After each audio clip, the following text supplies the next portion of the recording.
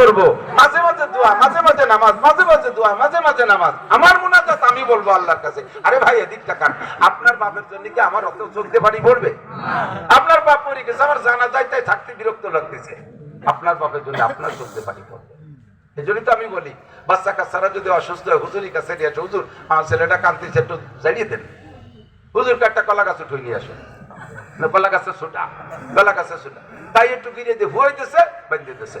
হুজুর কি ভরছে না ভরছে, এদিক দিয়ে হুজুর গল্প আর ভাই ভাই গিরিয়ে দেয়, দেখছেন না? যারা বুঝা গল্প আর একজনের সাথে মাঝে তিনটে গিরিয়ে দেয়, যা বাইন্ধে দাও, কিছু হরি নেই, যদি কিছু হরি দেয়।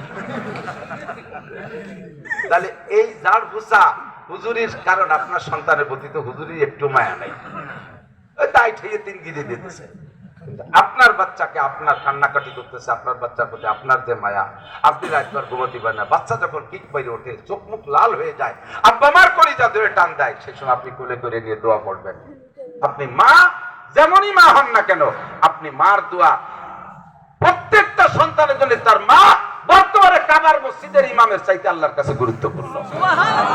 প্রত্যেকটা সন্তানের জন্য তার যেমনই হোক মা, ওই মাটা সন্তানের জন্য কাবার ইমামের চাইতে আল্লাহর কাছে গুরুত্বপূর্ণ।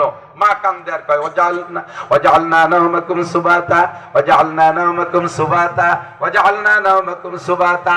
বাচ্চারে কোলে করে নাচাবেন আর পড়বেন, আল্লাহ তুমি আমার বাচ্চাকে শান্তির ঘুম দাও। আল্লাহ কয় ওয়াজআলনা নাওমাকুম সুবাতা, তোমাদের জন্য আমি ঘুম দিয়েছি প্রশান্তির জন্য। এই আয়াতটা বারবার পড়বেন, সূরা ফাতিহা পড়ে বাচ্চার চোখে মুখে কানে ফু দিবেন। মায়ের একবার দুইবার তিনবার পড়ার দাম কাবার মসজিদের ইমামও আপনার সন্তানের জন্য যদি 1 কোটি বারও পড়ে, তার চাইতে মার মুখের একটা ফুকের দাম বেশি। আমার মুনাজাত আমার কাছে, আমার মুনাজাত আমি আল্লাহর সাথে বলবো, বলতে গেলে আমার কান্না আসবে। এমনি হুজুর তার মা বাপের পড়ার কথা মনে উঠে বিনে বিনে একটু ব্যাগটায় বুকটে কান দিয়ে দেয়, পানি ভরলেও ভরতে পারে, না ভরলে না ভরতে পারে। ওই মুনাজাতের আমার দরকার নাই, বুঝলেন? বাণিজ্য মুনাজাতের আমার দরকার নাই। আমার মুনাজাত কে করবো বলেন? কে করবো? আমারটা আমি করবো, ঠিক আছে না? চাইবো আল্লাহ তুমি রিজিকের ব্যবস্থা করো। যুবকরা বলবা আল্লাহ লেখাপড়া করেছি, এখন আব্বা আমার বোঝা হয়ে দাঁড়াইছি, কর্মজীবনে পা দেবো, কোনো কাম পাইতেছি না খুঁজে। আল্লাহ এত লক্ষ লক্ষ টাকা খরচ করে আব্বা আমার পড়াইলো, বড় হলাম, এখন কি করব? তুমি একটা ব্যবস্থা করে দাও। রাতের বেলা ঈশার নামাজ পড়িরা অথবা মাগরিবের নামাজ পড়িরা সূরা ওয়াকিয়া পড়ার অভ্যাস করো। হাদিসের মধ্যে আছে, আল্লাহ নবী বলেন, দুইটা জিনিস